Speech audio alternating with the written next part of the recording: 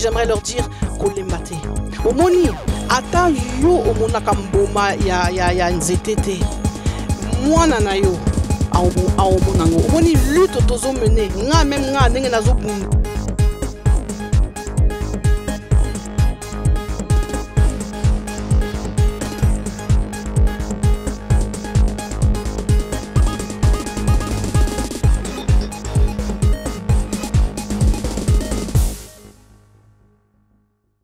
Bonsoir le web spectateurs, nous accueillons pour vous aujourd'hui Madame Claudine Mamona Culin, qu'on ne présente plus, on va lui laisser quand même les soins de se présenter d'elle-même et puis on va démarrer avec notre émission. Vous êtes sur Zion TV, la toute première chaîne en direct de la diaspora qui n'existe que ici à Zion TV. Madame Claudine Mamona Culin, bonsoir. Bonsoir papa, bonsoir Ndekolanga. Je salue aussi tous les auditeurs qui nous suivent sur le net, là où que vous soyez, peut-être que chez vous il est midi, peut-être que chez vous c'est le matin, peut-être que chez vous c'est le soir, en tout cas, bonsoir et que Dieu vous bénisse. Oui, nous allons attaquer directement avec la toute première question. Vous êtes blanche, une blanche. Comment êtes-vous devenue combattante pendant que d'autres femmes congolaises sont encore dans la vanité, les plaisirs de la chair? C'est une très bonne question, papa, merci beaucoup. C'est vrai que, bon, le travail, comme je dirais, de conscientisation est un travail qui n'est pas encore terminé.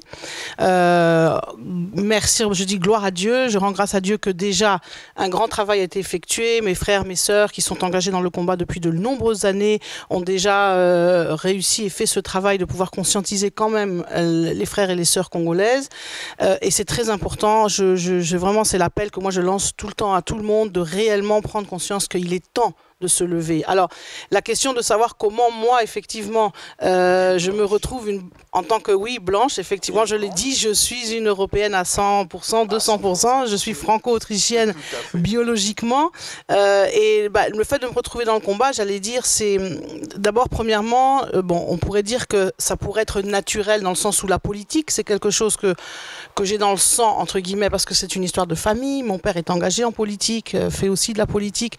Donc, j'allais dire, c'est quelque chose avec lequel j'ai grandi, c'est quelque chose que j'ai étudié aussi dans mon parcours universitaire. J'ai fait un 3e cycle de sciences politiques, donc c'est quelque chose qui n'est pas, j'allais dire, anodin. Mais si je me suis réellement engagée dans le combat, là, c'est plus par rapport à l'aspect, parce que je le dis souvent, bon, je suis effectivement une universitaire, mais je suis aussi une servante de Dieu, et donc c'est Dieu qui m'a donné la mission. En fait, Dieu m'a donné, donc, comme il donne à chacun d'entre nous, on a tous une mission à remplir sur Terre, sauf que les missions sont différentes des unes des autres, et c'est une des missions, je veux dire, cet engagement, j'ai compris, parce que c'est vrai que j'ai mis beaucoup de temps à comprendre l'appel, j'ai mis beaucoup de temps à comprendre pourquoi le Seigneur, moi, comme je le disais, qui vient d'un pays, l'Autriche, la France, dont rien à voir avec le Congo, comment aujourd'hui je me retrouve engagée, donc politiquement, dans le combat vis-à-vis du Congo, parce que c'était le plan de Dieu. Et quand je vois toutes ces choses, mon parcours, ce par quoi je suis passée, comment j'ai pu intégrer la culture congolaise, que ce soit à travers la langue, à travers beaucoup d'autres choses, et je n'ai jamais compris. Et surtout, le fait que je n'ai jamais pu aller à Kinshasa jusqu'à aujourd'hui, et ça a été quelque chose, donc voilà, Dieu révèle en son temps les choses. Vous voyez, avec Dieu, il ne faut pas être pressé, parce que le temps de Dieu, ce n'est pas le temps des hommes, et lorsque le moment est là, lorsqu'on est prêt, à ce moment-là, eh ben, voilà, les choses, je veux dire, s'enclenchent. Et d'ailleurs, comme je le dis souvent, quand on sert réellement Dieu, on n'a pas besoin de courir. C'est Dieu qui fait, c'est Dieu qui vous précède, les portes s'ouvrent en temps et en heure opportun, et vous n'avez juste simplement à suivre le chemin que Dieu vous trace. Donc, oui, parce que voilà. La question était aussi à doubles étages, parce que vous avez hérité un peu votre combat en politique par rapport à votre famille, mais il y a aussi les femmes congolaises proprement dites qui souffrent de leur propre chair à l'est du Congo, et que nous voyons ici dans la place de Paris de France en Europe, il y a encore un grand groupe de femmes qui sont encore dans le plaisir de la chair sans s'occuper du combat que tous les Congolais se sont plongés, notamment beaucoup de combattants ici en Europe. C'est par rapport à ça aussi, quoi. Bon, par rapport aux femmes, je le disais... Quelle heure direz-vous Alors justement, par rapport aux femmes, je faisais une émission à ce sujet il y a 2 jours encore avec une radio canadienne et je disais ceci, que réellement c'est vrai que l'apport des femmes dans le combat est encore, j'allais dire minime. Je vais m'expliquer. L'apport des femmes dans la société civile, l'apport des femmes dans le mouvement associatif, à ce niveau-là, il n'y a rien à dire. Au contraire, il est même majoritaire. On se rend compte que dans les associations, dans les sociétés civiles, bon, je parle même pas de l'église, hein, dans les églises, les femmes sont bien majoritaires. Mais en politique, effectivement, dans le combat, il y a un manque. Il y a un manque, il y a une carence de femmes réellement, voilà, je veux dire, engagées, etc. Alors, évidemment, les raisons sont d'ordre souvent organisationnel et familial. Bon, je ne développerai pas ça ici, mais c'est ce que j'expliquais dans la radio, parce que c'est facile d'être engagé. Je disais, comme je disais, mes frères là qui sont engagés, eux, ils peuvent aller à une réunion, ils peuvent aller où ils veulent, parce qu'il y a quelqu'un à la maison qui se charge de l'intendance et qui surveille les enfants. Mais le contraire n'est pas encore, j'allais dire, rentré dans les mœurs. Bon, ça, c'est un autre combat. On n'a pas beaucoup de temps. On va passer vite fait à la deuxième question parce que, oui, j'allais dire que qu'est-ce qui vous choque dans la situation actuelle de la République démocratique du Congo ?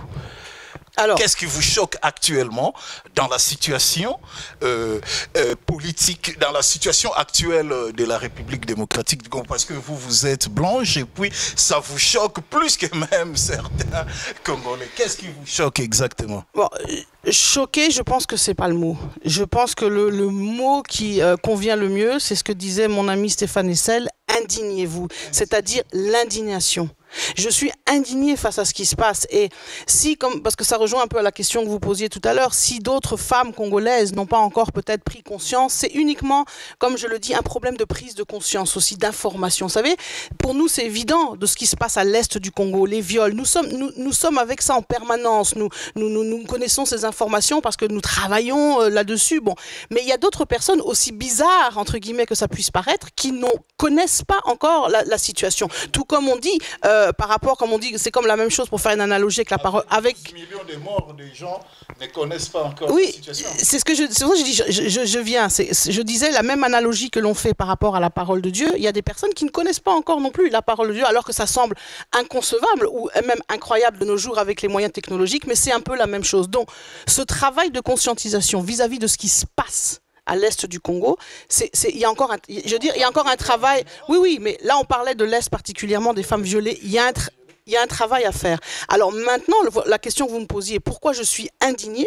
Parce que la situation au Congo, c'est pas simplement le viol à l'est, comme je le disais, c'est pas simplement le problème du génocide. Nous avons plus de 6 millions de morts. Les chiffres varient entre 6 et 10 millions, mais disons, allez, moi je dis 7 millions, aux alentours de 7 millions, parce que bon, évidemment, on n'a pas fait un décompte, donc on n'a pas des chiffres vraiment réellement officiels. Selon la comptabilité onusienne, parce qu'il y a des rapports, tout ça, c'est bien détaillé. Alors, mais les rapports justement varient, donc c'est pour ça, bon, bref, moi je dis, ok, allez, prenons une moyenne, disons, allez, 7-8 millions de morts. Alors, mais la situation... C'était 6 millions. Oui, tout à fait. Le génocide congolais, c'est un génocide qui est bien de plus grande ampleur que même, entre guillemets, le fameux génocide rwandais, parce que ça aussi, on pourrait en reparler. Mais ce que je veux dire par là, c'est que la situation du Congo n'est pas simplement ça. Ce que nous vivons actuellement dans ce pays, depuis plus de 17 ans, d'abord c'est d'une médiocrité, je veux dire que sans nom, c'est un trou sans fond, comme dit souvent notre secrétaire général Ali Sanga. C'est réellement quelque chose qui est c'est inadmissible, la gabégie, le manque de professionnalisme, je veux dire la situation sanitaire, sociale, éducative. Moi qui suis de l'éducation, lorsque vous regardez le système scolaire, mais c'est la génération sacrifiée dont on parle. Ce ne sont pas, on a souvent dit ça pour nous sous Mobutu, les années, comme on dit, Bana série 7, Bana série 6, qui génération sacrifiée. Non, génération sacrifiée, c'est Bana série 9, ceux qui sont nés dans les années 90. Ça, c'est inadmissible quand on voit ce qui se passe. Donc, on ne peut pas rester insensible, si en tout cas on a un cœur et surtout si on a aussi des valeurs, parce que moi je vous dirais, bien sûr qu'il y a des Congolais qui trouvent ça très bien ce qui se passe au Congo, parce qu'ils en profitent, ils vont là-bas, ils font les affaires, ils mangent avec, j'allais dire, avec le pouvoir en place, donc pour eux, il n'y a pas de raison que ça s'arrête. Mais lorsque vous avez quand même des valeurs humaines, hein, et nous surtout en tant que chrétiens, serviteurs de Dieu, servantes de Dieu, tu ne peux pas rester insensible, tu ne peux pas te taire. C'est des messages qu'il faut prêcher. Et en tant que servant de Dieu, en tant que pasteur, en tant que responsable d'une église, j'ai un message à prêcher, effectivement, aussi aux personnes qui viennent dans cette église.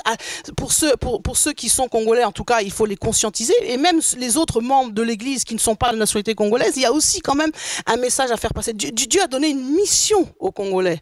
Une vraie mission aux serviteurs et aux servantes de Dieu congolais. Mais beaucoup n'ont pas encore compris quelle est réellement cette mission que Dieu leur a donnée. D'accord, merci beaucoup. On va passer à la prochaine question. Donc, quels sont les messages que envoyez-vous aux multinationales qui pillent les richesses du Congo au détriment du bien du peuple congolais? Donc le message aux multinationales, parce qu'on sait qu'il y a des étages, des commandements, il y a des gens qu'on appelle des Illuminati, il y a des multinationales, et puis il y a des sous-traitants sur place, les dictateurs. Bon, nous, on sait que ce sont les multinationales.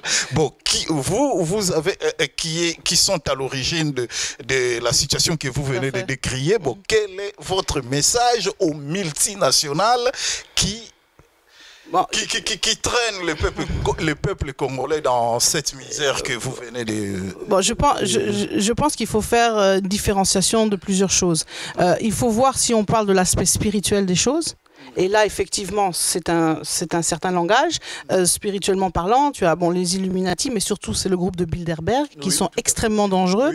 Mais on ne va pas rentrer, j'allais dire, dans les détails spirituels, puisque bon, nous ne sommes pas dans le cadre d'un séminaire.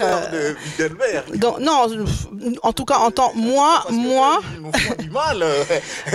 Entre-temps, les Congolais meurent pendant qu'ils font leur truc. Avoir peur de quelqu'un en tant qu'enfant de Dieu, moi j'ai Jésus-Christ, qui est celui qui est l'invincible, le plus fort, celui qui a cloué les dénominations, qui a vaincu Satan. Alors, franchement, peur, je suis désolé, c'est plutôt eux qui tremblent devant la puissance du nom de Jésus. Mais bon, voilà, je ferme la parenthèse. Je reviens, puisqu'à la question que vous posiez, quel est le message qu'on peut adresser aux multinationales qui sont en train, je crois, au Katanga. Oui, le message à donner, il est évident. Je crois que j'allais même dire qu'est-ce que même vous voulez qu'on donne comme message, donc nakolobanini, pour reprendre la lingala, parce que franchement bango baibi makamo d'abord bango baibi makamo bazosala yo kanisi que multinational wana oaye copier penza coltan copier baba or ban diamant manyo surtout wana asali yango pamba ayebi lokazosala, donc ça ne sert à rien que nakende na ibisaye yo makamo zosala eza mabeti kango, non. Mais ce qui est important, parce que comme on le dit, les ténèbres détestent la lumière.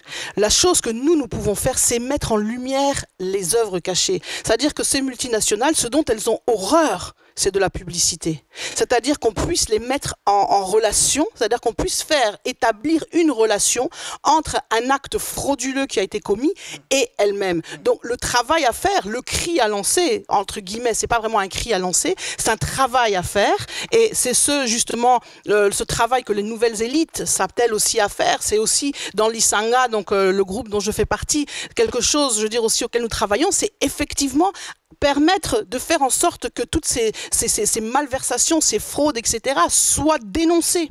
Nous avons des instruments juridiques comme le TPI, comme d'autres. Alors, bien sûr, on pourra même dire que oui, le TPI, c'est aussi un truc des mines de lait, tout ça, qui contribue. Bien sûr, mais ce sont quand même des instruments qui sont là. Il faut savoir les utiliser, il faut savoir monter des dossiers. Nous avons des frères, des sœurs, des personnes tout à fait outillées, je veux dire, dans la diaspora et qui s'en occupent, heureusement. Je veux dire, on n'est pas les seuls. On ne sait pas que Bazos et la Bisso, Bato et Belé, Basalaka. Oui, il y a beaucoup de gens qui travaillent dans le combat, dans la résistance, certains dans l'ombre, d'autres dans la lumière. Mais en tous les cas, le message à adresser, c'est évidemment de leur dire, mes amis, nous ne sommes pas dupes de ce que vous faites. Et il y a aujourd'hui des gens qui sont déterminés à se lever pour mettre un terme à ces choses et pour dire que le travail que vous êtes en train de faire, les choses que vous êtes en train de faire, ça doit cesser.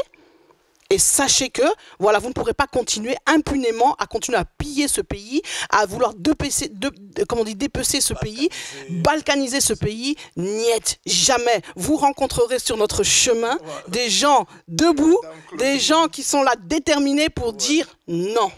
Voilà. Ok, merci. Nous allons passer à la seconde question. Que diriez-vous au président Barack Obama sur la situation en Afrique en général et puis en RDC en particulier, parce qu'on voit il commence à s'en charger un peu tardivement. Bon, on ne sait pas. Qu'est-ce que vous pouvez lui dire? Parce qu'il vient de tenir aussi son sommet là pour arranger les choses. On ne sait pas. Lui dire, moi personnellement, moi en tant qu'individu, Claudine Culin, je ne pense pas avoir quoi que ce soit à lui dire. D'abord, je ne le connais pas, on ne s'est encore jamais rencontré. Oui, donc, dans les médias, oui. Il y a le message qui passe de gauche à droite. Mais effectivement, bon, il faut comprendre que la politique américaine, c'est très complexe. Hein, bon, et si on doit ici rentrer je veux dire, dans le fond du problème pour décortiquer, pour analyser la situation, il faut prendre conscience qu'aux États-Unis, ce n'est pas un bloc. Il y a des forces aussi en puissance, il y a des forces qui agissent, donc il y a des lobbies. Vous voyez déjà la manière dont les États-Unis sont constitués, avec la Chambre des députés, avec les sénateurs. Tout ça, ce sont des choses qui ne sont le Congrès. Donc, vous voyez, au Congrès américain, il y a des représentants, enfin, il y a des, comment dirais-je, des partis, des courants. Donc, toutes ces choses-là sont pas aussi évidentes que ça. Donc, les États-Unis non plus n'ont pas un seul langage. Vous voyez, un langage qui, je veux dire, j'allais dire uni. Donc, il y a effectivement une politique peut-être que veut impulser, je veux dire, M. Barack Obama, mais nous avons à côté aussi d'autres groupes qui essayent soit soutenir, contrecarrer. Bon, j'allais dire, c'est le jeu classique de la politique. Mais en tous les cas, c'est vrai que les États-Unis semblent aller, je veux dire, dans une voie qui, je dis bien et je parle au conditionnel, qui semblerait aller dans notre sens, mais je le dis aussi avec beaucoup de réserve parce qu'il ne faut pas non plus se leurrer, il ne faut pas non plus faire confiance aveuglément parce que c'est les États-Unis et tout. Non, il est temps, et je le dis et je le répète, il est temps que l'Afrique s'assume. Et là, particulièrement, que le Congo s'assume, que le Congolais se lève, l'homme congolais, l'homme politique congolais, il est temps qu'il se lève. Il n'a aucun complexe à avoir vis-à-vis de qui que ce soit. Alors, nous sommes effectivement en géopolitique, donc il y a des enjeux, etc. Nous devons composer les uns avec les autres. Je ne suis pas en train de dire qu'il faut se mettre tout le monde à dos et puis aller être seul dans son coin. Mais c'est important déjà qu'intérieurement, je me positionne. Vous voyez, quand vous voyez les Chinois, de la manière dont ils se positionnent, les Indiens aujourd'hui, l'Amérique du Sud, ce sont des personnes qui se positionnent sans complexe pour dire nous sommes d'égal à égal et je viens négocier avec vous d'égal à égal. Donc il est temps aussi que, c'est ce que j'appelle sortir du colonialisme. Vous savez, l'Afrique ainsi que le Congo n'est pas encore sorti réellement du colonialisme et il est temps que nous entrions dans une nouvelle ère et que, j'allais dire, les Congolais, comme on dit, s'assument pleinement, ils sont outillés, il n'y a pas de souci à avoir de ce côté-là, ils n'ont rien à envier à qui que ce soit. Et surtout, j'aimerais leur rappeler leur fierté. Parce qu'aujourd'hui, le Congo est comme une poubelle. Et comme il y a le Romoko Pamba, traita congolais, mona congolais netaza niama. Mais si moi je suis désolé, j'aimerais rappeler à ce Congolais qu'il était zaïrois un jour et que na tango zaïr, j'aimerais bien savoir qui est cette personne ou à côté les mains, ou à côté défier, ou pensa qu'on miminiser. Donc face, voyez, à tout ce que nous voyons là, il faut prendre conscience de ces choses et c'est d'abord intérieur que les choses se font. C'est une position d'abord intérieure que je dois avoir. Quand j'ai cette position intérieurement, je suis capable effectivement de dire à ce moment-là, comme vous dites, je rencontre M. Barack Obama ou des représentants de la Chambre et je suis capable de leur tenir un discours ferme mais décidé. Voilà un petit peu, s'il fallait donner un message, ça serait dans ce sens-là. D'accord. Merci Madame Claudine. Donc nous allons passer tout de suite à la seconde question. Nous avons quel est le message adressez-vous au docteur Mukwege de l'hôpital Panzi au Congo qui soigne les femmes violées? Mais en tous les cas, je crois que qui ne sait pas qui est le docteur Mukwege? Comme je le dis encore une fois, qui n'a pas suivi, je veux dire, les informations? C'est un homme franchement remarquable. C'est un homme remarquable qui a fait un travail, qui fait un travail remarquable, qui s'engage au prix de sa vie. Vous savez bien ce qui lui est arrivé. Donc, on ne peut que soutenir, on ne peut qu'encourager ce genre d'initiative. Mais vous voyez,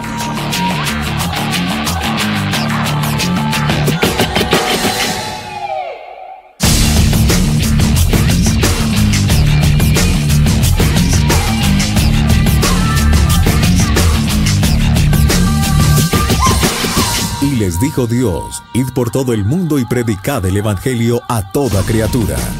El pastor Joe Ferreira es un joven de Dios ungido por el Espíritu Santo, a quien el Señor está utilizando para alcanzar a miles de almas perdidas atrayéndolas a una vida de salvación, sanidad interior, física y espiritual, llevándolos a experimentar de una manera más profunda y real la única y fresca unción del Espíritu Santo.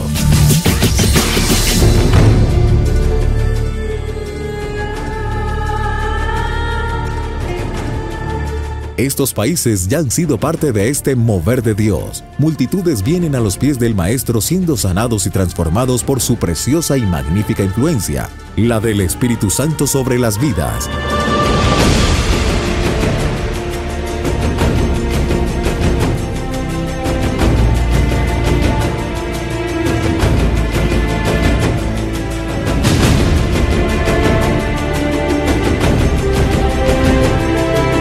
La visión de este joven es abrazar en el nombre poderoso de Jesús las 206 naciones, predicando el Evangelio en estadios, salas de hoteles y templos, invitando en cada lugar a la presencia más asombrosa y poderosa que podamos recibir, el Espíritu Santo. En los últimos tiempos yo he visto junto a muchos hijos de Dios el obrar de Dios en los corazones, familias restauradas, vidas transformadas y un sinnúmero de milagros físicos que se realizan solo a través de la unción y el poder del Espíritu Santo.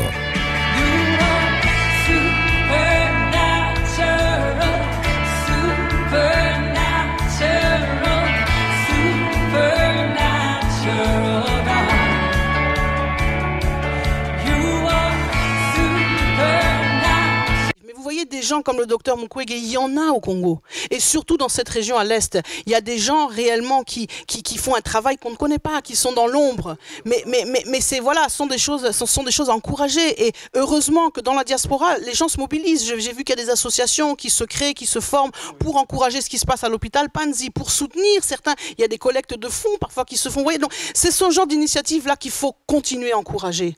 Et si on est justement par rapport à ça, je dirais encore un message qui, moi, me touche particulièrement, c'est réellement, j'aimerais tirer un grand coup de chapeau, mais alors vraiment un grand coup de chapeau à ces femmes congolaises qui sont dans l'armée congolaise. Vous voyez, ces femmes congolaises, ce sont des femmes qui sont utilisées, instrumentalisées, parce que nous savons très bien qui est à la tête de l'armée congolaise et nous savons très bien les objectifs qu'elle poursuit, mais ce sont des femmes qui, elles, se sont engagées de plein, j'allais dire, de plein cœur, complètement, par l'amour de la patrie, pour défendre leur patrie. Et elles défendent la patrie au péril de leur vie. J'aimerais juste rappeler, comme celle qui a le soldat, ou je ne sais pas s'il avait le grade de caporal, Mado, qui est morte, voilà, avec le colonel Mamadou, elle est morte justement pour sauver, pour protéger sa vie. Sa collègue Séraphine, elle a réussi à s'en sortir. Mais quand vous voyez toutes ces femmes, et elles sont nombreuses, hein, et des Mado, des Séraphines, il y en a des centaines dans cette armée, et ce sont elles qui ont décidé de se lever. Alors moi, vous voyez, quand je vois ça,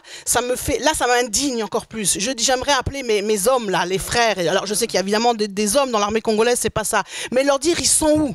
Et là, j'aimerais appeler, il y a quand même des gens dans les phases, j'aimerais rappeler aux phases, les forces armées zaïroises, Bandeko, Bino Bozalaka, Wapi, vraiment, et mon ami Wapi, que moi, si fois telema, Asala, Moussala, Nayo, me dit, ça se fait où? Alors, je sais que certains font des choses, qu'il y a eu des tentatives, il y a eu beaucoup de choses qui ont essayé de se faire, et que bon, Babiloko, de toute façon, Boé, Balobarango, Penza, Balobarango, Naseama, et Balobarango pour l'été. Mais sincèrement, vous voyez, quand vous voyez ces choses-là, c'est là où j'aimerais dire chapeau bas. Parce que nous faisons un combat. Nous battons, nous faisons de la résistance, mais nous n'avons, en tout cas, nous ne mettons pas en jeu nos vies. Vous voyez, nous battons, mais nous sommes tranquilles chez nous, nous avons nos maisons, nous nous levons le matin, nous prenons le petit déjeuner, nous mangeons du pain, du beurre et compagnie.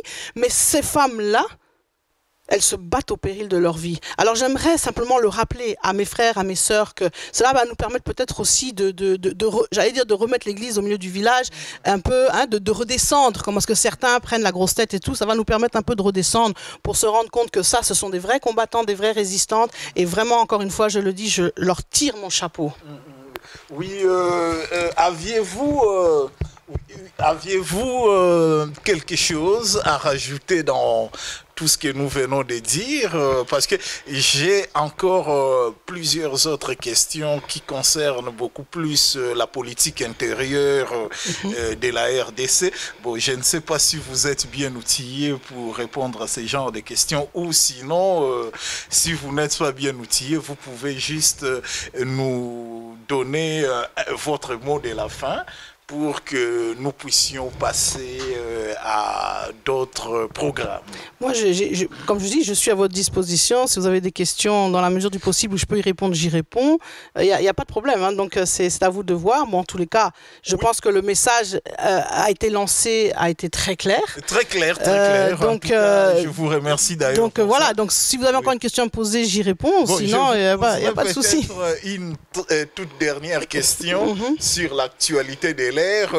Que dites-vous sur les tentatives de révision constitutionnelle au pays pendant que l'équipe qui veut réviser la Constitution a échoué lamentablement depuis 2001 jusqu'à aujourd'hui 2014 et je ne sais pas si vous avez un petit mot à rajouter sur la révision de la Constitution.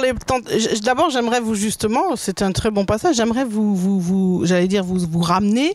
Vous voyez, à l'Isanga, donc nous sommes une association politique, l'Isanga, nous avons eu une conférence à ce sujet le jour de notre sortie officielle. Donc je vous ramène aux vidéos donc, de l'Isanga de ce jour-là, où nous avons eu effectivement une conférence sur les constitutions. Parce que vous savez très bien que le problème des constitutions, ça date pas d'aujourd'hui. Ça commence avec donc la loi fondamentale en 1860. Et les complications d'ailleurs de cette loi fondamentale. Donc, je vous ramène effectivement à l'exposé du professeur Bilolo qui était venu, avec qui donc nous avons échangé sur ce sujet. Donc oui. Donc nous avons échangé avec lui sur ce sujet-là. Vous pouvez suivre donc le débat. Alors effectivement, par rapport à justement, j'allais dire, vous voyez, il faut comprendre que nous sommes dans un combat. Nous sommes dans la résistance. Notre ennemi, entre guillemets, vous voyez, il est acculé. Le régime en place touche à sa fin. Tout le monde le sait, ça se voit.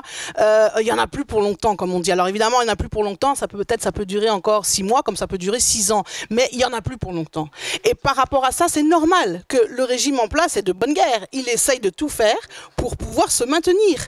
Et donc, comme il essaye de tout faire pour pouvoir se maintenir, la chose qui le bloque à pouvoir rester en place, c'est bien évidemment la Constitution. Alors, nous avons vu les tentatives de magouille, les tentatives d'essayer de réviser les constitutions, toutes ces temps avec des juristes, etc. Bon, je ne citerai personne, mais nous voyons bien ce qui est en train de se faire.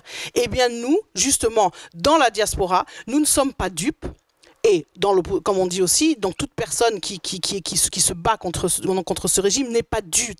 Et nous nous levons par rapport à ça. Nous avons des personnes outillées qui sont en train de montrer en quoi toutes ces tentatives, je veux dire, de falsification, de révision, parce qu'il s'agit tout simplement de vouloir changer la Constitution, ne masquons pas les mots.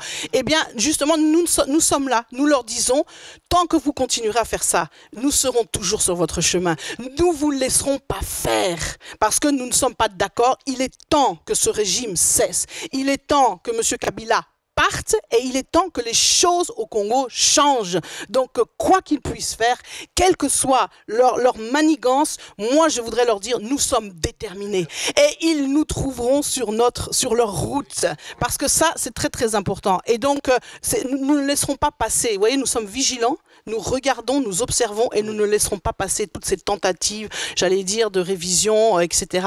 Donc, de ce côté-là, mais c'est normal. Je veux dire, c'est comme on dit, on est dans un combat, hein, et Tumba, et Tumba. Donc,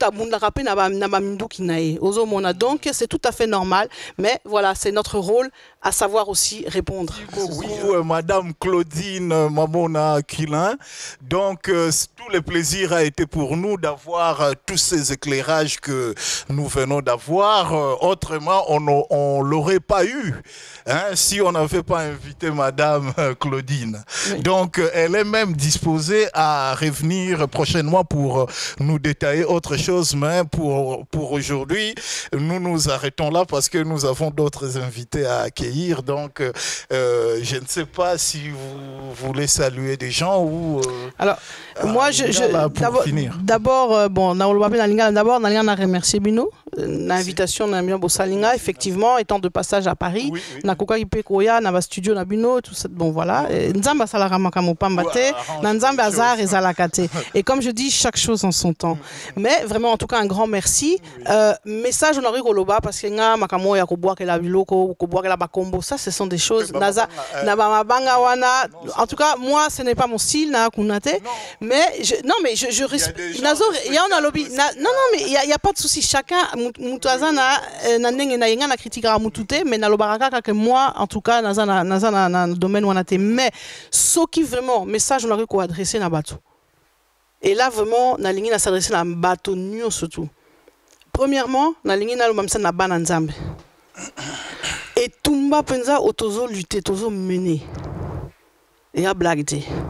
Na été soki bo comprendre ngo, si bo comprendre ngo te, en tout cas il faut bo réaliser ngo. Je veux rendre un grand hommage à mes frères avec qui nous travaillons aussi dans Eden. Papa Alain Moloto a compris ces choses, il nous a montré le chemin. De là est né Eden et Botamaki pour la lutte spirituelle avant tout. Parce que bitumba nous surtout autour de ça là. Et ça malam. Mais d'abord, et ça la dans les lieux célestes, avant qu'elle commence dans les lieux terrestres. Donc nalinga vraiment encourager baninga. Je sais que awa tozana bandeko mbasi bandeko mibali basambelaka pona mboka. Balutaka pona mboka, babundaka pona mboka. Donc déjà ces personnes-là, j'aimerais m'adresser à elles pour leur dire, mes frères, mes sœurs, continuent. La luta continua. À mes frères du combat, à mes sœurs du combat, de la résistance, ceux qui se battent, j'allais dire physiquement, etc., dans tout ce que nous sommes en train de faire, j'aimerais leur dire aussi, continuons, persévérons. Le chemin n'est pas facile. La résistance, c'est ça blagueté. On l'a vu lorsque nous étudions ce qu'est la résistance en 39-45. Nous avons vu comment ça se passe. Ce sont des choses qui sont réellement sérieuses. Mais j'aimerais leur dire kolembate.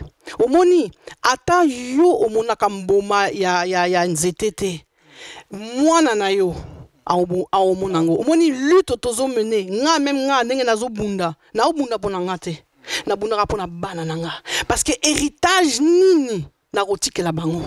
Tango ba okola natikela bango mboka penza o et baby ou même que mboka ils a sauté se deviendront des apatrides banananga ba comment ba apatride donc il y a plus de Congo non donc bandeko ceux qui besoin comprendre enjeu penza ya bitumba oyote omoni et tumba tozo sala ça n'a rien à voir na ba makelele ça n'a rien à voir na ba polémique ba makambo ebele bozo mona ça c'est normal toi pe bato. Mais ça, ce sont des parenthèses. Mais tout comprendre, pensa véritable enjeu. Donc j'aimerais vraiment nous appeler, à l'unité, parce que ça c'est très important. Et d'ailleurs, le discours, toujours l'unité, c'est quelque chose de fondamental. Parce que en désordre, et si mon côté. Soyons unis. Mais de deux. Et là, j'aimerais m'adresser à ceux qui ne sont pas encore, qui n'ont pas compris. Bandeko. Congolais, Congolaise, ce que vous talanga. Oui, bimboka na yo. Est-ce que vous en avez conscience? Sois conscience que makamo iso sala manakati mboka na yo za normalité. Ata même oya okomi française, okomi belge, okomi canadienne. Mais ba origine o makila na yo e bengaka yo, makila na yo e gangaka. Donc franchement, sois courage. Je ne dis pas qu'il faut comment forcément combattant, résistant, je ne sais pas que on a ma vidéo. Non. Et si Kaozali, même Nakatia Maloba, le fait que tu en parles à ton voisin, à ta voisine, à ta collègue de travail, qu'on sensibiliser. Et ça déjà moi mingi. Koloba même na bana, même ce kolinga kakotika na niveau famille na yo. Au fin d'ici bana yo na salon, au lobeli bango. C'est déjà beaucoup. Mais prends conscience. Sois conscience que makamoizo le kanamoka est normalité. Et ça coûte malamouté. Bako sayote. Que non, peut-être tu te dis non, non, master moko boy, non, tante moko baza kuna mboka bazo, ils sont que makamonu surtout za kitoko. Akosio et akitoko te. Donc telema. Bandeko to telema. Il est temps que le peuple congolais se lève. Baronio ko la bisoti wapi. Baronio ko la bisoti wapi. Hein? Bazo mon abisoneti toza ba niama. Hein? Talakutu, bah Rwandais, et là je parle des leaders, je ne parle pas du peuple rwandais, mais ces fameux leaders Kagame, ces sbires, Makamo, Sali Penza Namboka Nabiso, c'est normal? À l'époque de Mobutu, j'aimerais vous rappeler, s'il vous plaît, Rwandais Azalaki Nani. Et est-ce que d'abord est mon ami que Congolais moko ke Rwanda ake ko sala iloko moko kuna kena je sais pas salicie kuna, c'était dans le sens inverse que les choses se passaient. Alors s'il vous plaît, rappelons-nous de ces choses-là. Congolais, Congolaises, Zaïrois, Zaïrois, Zala fier. Zala fier pendant la mboka na yo. Zala fier ya nationalité na yo. Zala fier na culture na yo. Ndekonanga, vraiment, rappelle-toi de ces choses-là et téléma. Si c'est une chose que je peux dire, et là, je m'adresse à mes sœurs, particulièrement Bamama, soy bozo landanga, botelema. Parce que toyibi que ceux qui moi si a télémi à 6000 kambo, makambo sili. Donc s'il vous plaît, oui na combat on a besoin de Bamama. Soki er moko désordre ça la casse parce que Bamama va la rapeda mingité. Bamama botelema. Botelema. Moni makambo ezole kana eskutu ça ce sont nos sœurs, c'est à nos sœurs hein, ça va ser so. Non, je sais que mingi batelemi ça sensible mais s'il vous plaît, levez-vous encore plus. Totelema to bunda nzamba za na biso. Nzamba rotika biso te pour cause juste. Nzamba za kuna na kati. Que Dieu vous bénisse. Nzamba pambola makasi. Qui sait, on aura peut-être l'occasion de se revoir. Voilà, merci. Oui, Maman Botelema, c'était le dernier message aux mamans congolaises de la part de Maman Claudine. Donc, Ekozala regret mingi après avoir Babengi Bino Boye, na Maman Claudine ya mundele souci eleki ya yo mutu kolombo kaisa mawatro. Donc na ebi bo sepelaka na Maman Claudine mingi tukubenga ye susu lorsque akozala de passage na Paris aya susu ko yebisa bino oyo nzambe a inspiré pour alobela bino. Donc tusuki wana tukomi mbala sima. Merci boza kolanda Zion TV, votre chaîne de télévision en direct. À bientôt, merci, au revoir.